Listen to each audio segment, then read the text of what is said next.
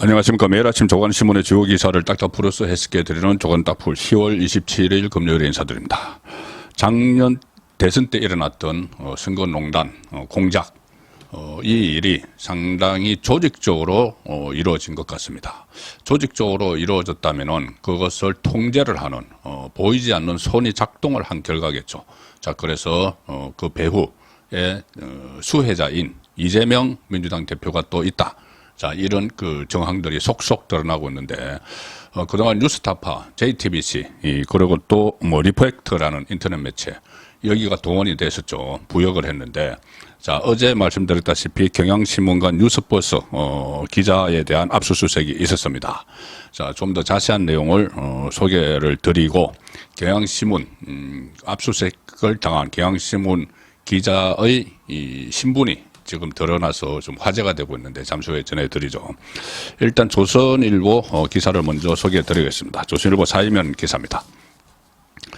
윤 가짜뉴스 의혹, 경향신문 뉴스버스 기자 압수수색 어제 이루어졌죠. 뉴스버스 대표는 김만배의 전 직장 동료다. 그러니까 이 서로 다 연결이 되어 있습니다.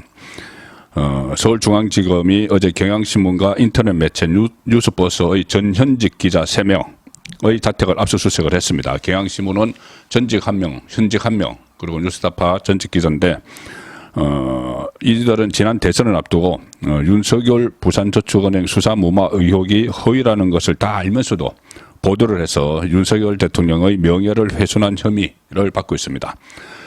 이 두 매체 보도가 지금 검찰이 보는 시각입니다. 이 두 매체, 그러니까 경향신문과 뉴스버스의 보도가 의도를 하지 않은 단순한 오보가 아니라 의도된 오보로 보이는 정황이 확인됐다. 취재 자료를 왜곡해서 허위 보도한 정황이 드러나서 관련 증거 등을 확보하려고 압수수색을 했다.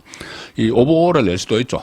저도 기자 생활을 하면서 오보를 몇 차례 낸 적이 있는데 그것은 의도하지 않은 오보입니다. 제가 팩트 체크를 잘못했다거나 아니면은 이 자료를 잘못 인용하거나 그런 경우가 있는데 이것은 지금 계속 나오는 이 대선 공작에 연루된 언론 기사들은 전부 다 의도가 다 알면서, 가짜인 줄 알면서, 봉지욱 기자도, JTBC 봉지욱 기자도 다 가짜인 줄 알면서 취사 선택을 해서 보도를 했죠. 그래서 의도가 있는 것이고, 그 배후에 정치 세력이 있고, 그 정치 세력의 꼭대기에 이재명이 있다는, 지금 정황이 속속 드러나고 있습니다. 경향신문이 이 대선 앞둔 2021년 10월 7일, 21일, 26일, 이 보도를 계속 내보냈는데 2011년 부산저축은행 수사 당시 윤석열 대검 중수부 이과장이 대장동 대출 브로커 조우영 씨 수사를 무마했다는 취지의 보도를 계속했습니다. 특히나 대장동 초기 사업자였죠. 이강길 씨와의 이 통화 내용, 이 기자들이 통화한 내용을 근거로 당시 대검 중수부가 조우영 씨 계좌 추적을 통해서 혐의를 인지를 하고도 그냥 봐줬다. 이런 내용도 들어있습니다. 뉴스버스도 비슷한 시기에 같은 내용의 기사를 보도를 했는데 그렇지만 이 해당 보도는 허위라는 게 지금까지 검찰 수사 결과다. 대검 중수부의 2011년 수사 당시 대장동 대출은 수사 대상이 아니었다. 그때 부산저축은행 부실 대출 사건이 수조 원 규모를 수사를 하고 있는데 대장동은 이 한쪽 기통에 있는 거죠. 그것은 아예 수사 대상도 아니었는데 뭘 봐주고 말고 하느냐는 이야기죠. 그리고 조우영 씨 계좌 추적은 2012년 서울중앙지검 조사 때 처음 이루어졌다. 그 계좌 추적은 했지만은 그것은 중수부, 그러니까 윤석열 중수부 이과장이 있는 중수부에서 한 게 아니고 전혀 별개 검찰 조직 서울중앙지검에서 이루어진 것이고 또 2015년 실형을 선고받은 대출 커미션 10억 원 혐의도 있죠. 이것도 2014년 경기 남부경찰청에서 확인이 된 거다. 그러니까 윤석열 검사와 전혀 관련이 없다는 이야기입니다.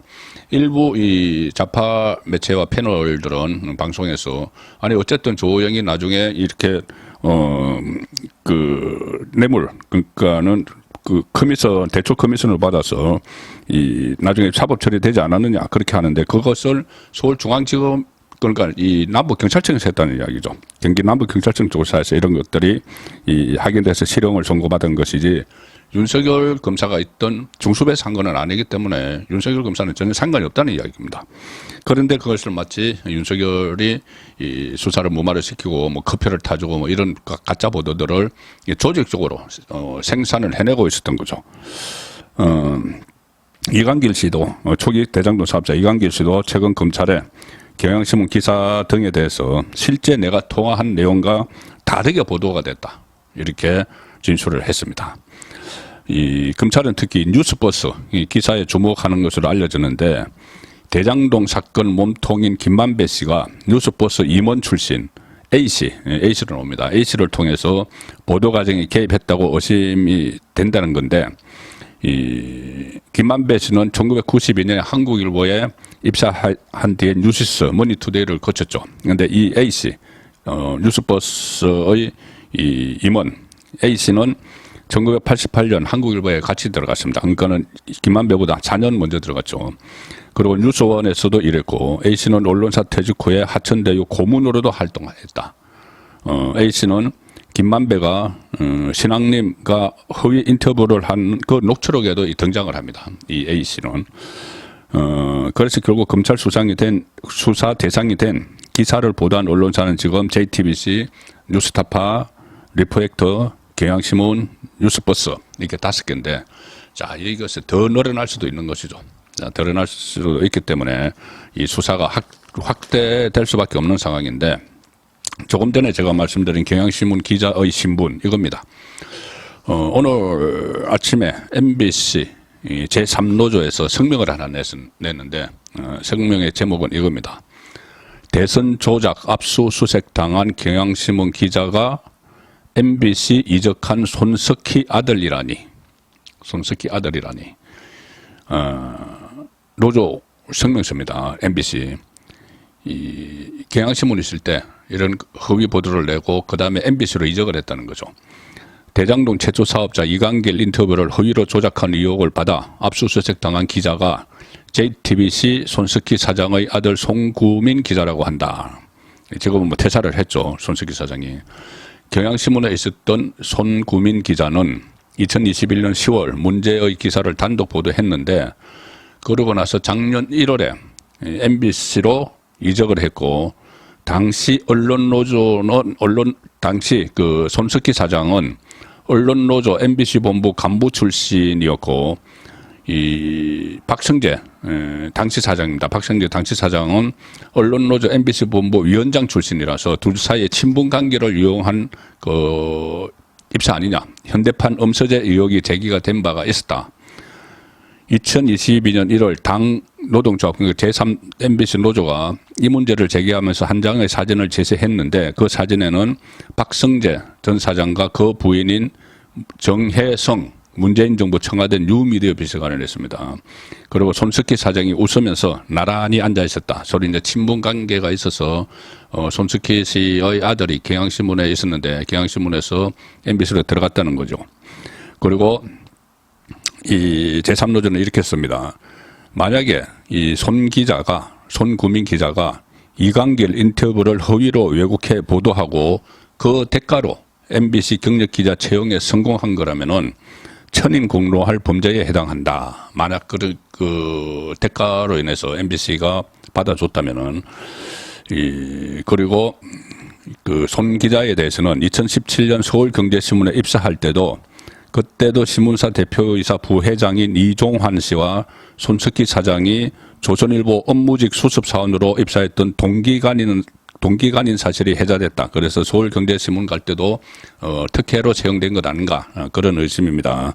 그래서 서울경제신문 기자로 시작해서 경향신문 기자로 옮기고 MBC 기자로 옮겨서 억대 연봉을 받는 이직 코스는 모든 기자가 선망하는 경력이다. 자, 그런데 뭐 이것은 그렇다 치고 과연 이 허위 보도, 대선 공작에 어떻게 보면은 가담을 한 그런 경력이 그것이 수사 대상이 되어 있는 상황인데 지금 수사 대상이 되어 있는 상황인데 송구민 기자가 여기 언론노조 MBC 언론노조에서 의심하는 대로 이광길 인터뷰를 허위로 왜곡해 보도하고 그 대가로 MBC 경력 기자 채용에 성공한 거라면은 상당히 큰 문제가 되는 것이죠. 이 가짜뉴스는 어떻게 보면 지금 민주당 사람들의 전유물인 것처럼 그렇게 돼가고 있습니다. 그렇게 돼가고 있고, 뭐 김의경을 비롯해서 여러 가지 가짜뉴스들이 있는데 대선 공작 때도 이용이 됐었고, 자, 그런데 이 가짜뉴스 하면은 또 빠질 수 없는 민주당 사람 한 사람이 있죠. 5선 국회의원 안민석인데, 안민석이 이번에는 이 한동훈 법무부 장관에게 호되게 한 방 맞았습니다. 매일경제신문 기사를 보여드리죠. 오늘 아침에 새벽에 나온 인터넷판 기사입니다.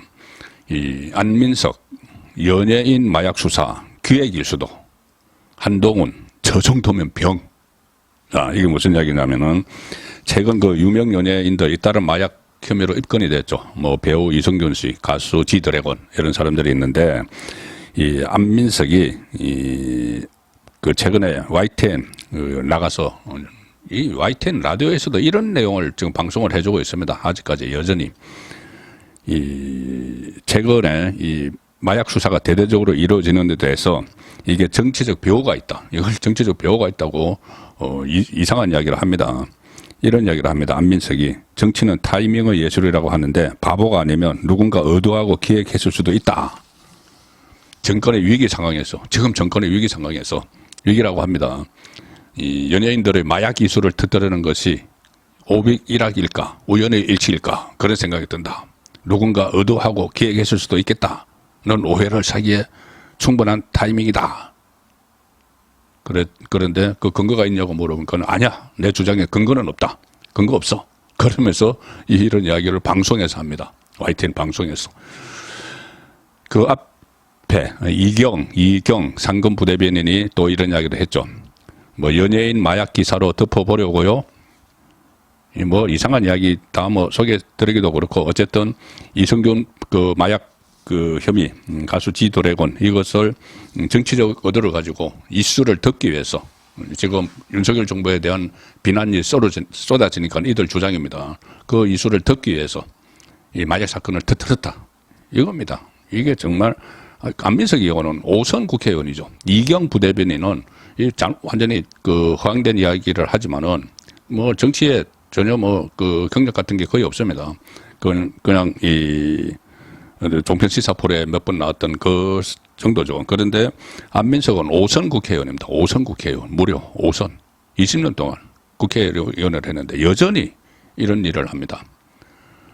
그때 뭐 또 윤지호 씨 뭐 그 기자회견도 주선도 하고 뭐 최순실 씨 재산 찾으러 간다고 독일 가고 어쨌든 이 수준이 의심되는 그런 국회의원이죠. 5선인데 자 그래서 어제 국회 법사위에서 종합국정감사가 있었는데 조수진 국민의힘 의원이 물어봅니다. 한동훈 법무부 장관에게 안민석 의원의 주장이 근거가 있는 것이냐 이렇게 물으니까는 자 한동훈 장관 딱 한마디 합니다. 마약은 정치를 모른다. 저 정도면은 병 같아. 병 같아. 이렇게 일가를 했습니다. 어제 윤석열 대통령이 이 중동 순방을 마치고 귀국하자마자 박정희 전 대통령 44주기 추도식에 갔죠. 그래서 박근혜 전 대통령과 조를 17개월 만에 조를 했습니다. 짐식 이후에 처음으로. 그리고 두 사람이 같이 묘소에 분향을 하고 내려오면서 이런저런 대화를 나누는 것이 오늘 여러 언론에 보도가 됐습니다. 일단 그 동아일보 그리고 중앙일보 정치면 기사를 보여드리겠습니다. 동아일보는 박 만나 박정희 회안 결단 배워야 이렇게 이야기를 했고 그래서 총선 앞두고 보수 결집 행보에 나섰다. 중앙일보는 윤 대통령 추도사 박정희 8번 언급 박근혜 우리 7번 하답. 자, 이 기사입니다. 중동에서 귀국하자마자 추도식을 찾았고 박근혜와 취임식 이후 처음 악수를 나눴다. 그동안 겪은 슬픔에 심심한 위로를 표한다. 윤석열 대통령이 그렇게 얘기했고 박근혜 전 대통령은 우리 정부가 어려움을 잘 극복할 것이다. 이렇게 하답을 해서 지금 여러 언론에서 이 보수 대결집의 신호탄이다. 이런 말들도 나오고 특히 지지율이 떨어져 있는 TK 지역, 대구 경북 지역에서 대구 경북 지역을 향한 메시지다. 이런 말도 나옵니다. 두 사람은 박정희 묘역을 단둘이 참배를 했는데 이 보수 진영의 화합, 통합임이다 이런 해석이 나오고 있습니다. 그래서 지금 여건이 PK 지지율 하락에 비상이 걸려 있는데 이 내부에서 중도 확장도 중요하지만 일단 내부 단속이 더 중요한 것 아닌가. 그러니까 제가 일전에 말씀드렸다시피 이 지금 집토끼 먼저 이렇게 그 단속을 해야지. 집토끼 먼저 관리를 해야지. 그걸 그 집토끼는 막 울타리 밖으로 나가는데 울타리 골칠 생각 안 하고 산토끼 잡으러 다녀가지고는 아무것도 안 된다. 그 말씀을 들었죠. 이 지금 그 내부가 상당히 무너지고 있습니다. 제가 그 갤럽 여론조사 결과를 분석을 해드린 대로 뭐 70대 이상 대구 경북 유권자, 국민의힘 지지층 뭐 이런 분들이 이 우호층인데 윤석열 대통령 지지율이 계속 여기서 하락을 하는 그런 모습을 보이고 있기 때문에 일단 내부부터 확실하게 이 방향을 정하고 가야 되지 않는가 그런 생각이 또 듭니다. 자, 이 박근혜 전 대통령 이 어제 행보에 대해서 이 스스로 정치 구단이라고 자칭하는 박지원 전 국가정보원장이 감탄사를 연말한 것이 또 화제가 되고 있습니다.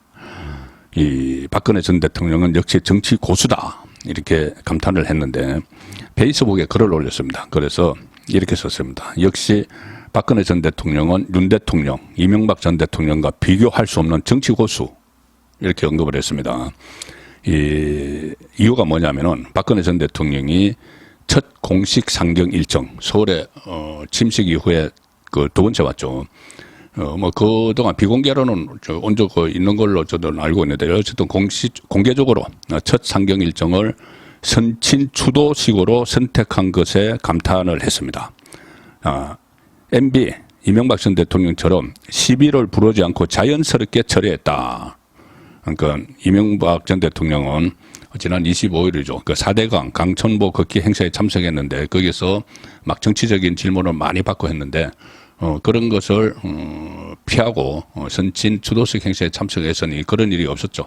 자, 그래서 감탄을 했다는 것이고 또 윤석열 대통령이 사우디아라비아와 카타르 4박 6일 순방을 마치고 귀국하자마자 현충원을 찾아 추도식에 참석한 모습에도 감탄을 했는데 박지원 전 원장의 이야기입니다. 박근혜 전 대통령이 TK 지지 기반 붕괴의 위협을 느끼고 있는 윤 대통령을 불러내 이것은 박지원의 표현입니다. 인사하는 모습을 연출했다. 신의 한 수다. 정치는 아무나 하나 뭐 이렇게 이야기를 했습니다. 어제는 박정희 전 대통령 주도식도 있었지만 사실 노태우 전 대통령 2주기였습니다. 자, 그런데 2주기에 5.18 시민군도 참석을 했습니다. 노태우 전 대통령 아들 노재현 씨가 그 5.18 묘역에 가서 뭐 참배를 몇 차례 했죠. 자, 조선일보 기사입니다. 정치면 기사입니다. 윤, 박 함께한 박정희 추도식. 노태우 2주기엔 5.18 시민군도 참석을 했다. 그리고 노태우 2주기 추모식에는 YS, DJ 아들이 같이 분양을 했고 문재인 정부 인사들도 왔다. 그리고 중국 대사도 왔다. 노재현 씨가 지금 중국 관련 일을 하고 있습니다. 동아시아 문화센터 원장 이것을 하면서 중국과의 민간 외교에 노력을 하고 있죠. 자, 그래서 중국 대사도 왔고 김현철, YS 차남, 김홍업, DJ 그 김대중 평화센터 이사장도 참석을 어제 했습니다. 그리고 추모식장 가운데는 윤석열 대통령의 화환이 놓여 있었다. 그래서 통합의 상징적 장면이 있었다는 보도입니다. 어제 인요한 혁신위원회 위원들 명단이 발표됐죠. 그런데 뭐 그래서 감동적이지는 않은 것 같습니다. 감동을 주지는 않는 것 같습니다. 조선일보와 중앙일보 정치면 기사입니다. 조선일보는 혁신이 13명 중 7명이 여성, 2000년생 대학생도 있다. 수도권 여성 청년이 주축이다. 박성중, 김경진, 오신환 등 수도권 정치인들 3명이 참여를 했다. 이렇게 좀 드라이한 기사를 썼는데 중앙일보는 인재 구인난의 혁신위원 돌려막기, 인요한호 빈약한 출발 이렇게 적었습니다. 빈약한 출발. 여성 2040 세대 전진 배치 12명 발표를 했는데 제안을 했던 혁신위원으로 와달라고 제안을 했던 천하람이 태자를 낳았다고 자기가 마치 자랑 삼아 이야기를 하고 다니고 있죠. 방송에 나와서. 그 다음에 김용태, 신의진, 윤희숙 또 참여 거부. 자, 그래서 당내에서는 통합과는 거리 먼 인선이다 이런 반응도 나오고 있는데, 인유한 위원장이 선약 조제를 해서 바른 길로 가겠다 했기 때문에 앞으로 활동 방향은 좀 지켜봐야 될 것 같습니다. 마지막으로 소개해드릴 기사는 어제 그 대법원에서 판결이 하나 있었는데, 김명수 대법원장 체제에서도 질질 끌다가 6년 만에 나온 판결이 있습니다. 조선일보와 중앙일보 사이면 기사입니다. 조선일보는 8년간 묵혀있던 학문의 자유가 풀려났다. 중앙일보, 김명수 대법원서 6년권 제국의 위안부 재판 무죄 취지 판결. 일본군 위안부가 자발적으로 매춘업에 종사했다 이런 내용을 담은 책이었죠. 제국의 위안부를 쓴 제국의 위안부라는 책을 써서 위안부 피해자의 명예를 훼손한 혐의로 기소된 박유하 세종대 교수에 대해 대법원이 무죄 취지로 판결을 했는데, 지난 2015년 11월 기소된 지 8년 만입니다. 1심에서는 이것이 무죄가 됐는데 2심에서 유죄가 돼서 벌금 1,000만 원을 선고를 했죠. 그런데 그 판단이 있은 후 1, 2심 판단이 엇갈린 후에 사건이 대법원에서 5년 11개월간 머물렀습니다. 자, 김명수 이 대법원장이 좀 상당히 민감한 사안이고 껄끄러운 사안이니까 그냥 나 몰라라 하고 그냥 뭉개고 있었던 거죠. 이 뭉개고 있었던 것이 지금 결과가 나왔습니다. 이 다른 사건들 김명수, 조국, 울산시장 선거 부정 개입 여러 가지 사건을 지금 뭉개고 퇴임을 했는데, 지금 후임자도 민주당이 기각을 시켜버려서 대법원 지금 사법부 거의 공백 상태로 만들고 있는 그런 행동을 지금도 하고 있습니다. 10월 27일 보내드린 조간딱풀이었습니다.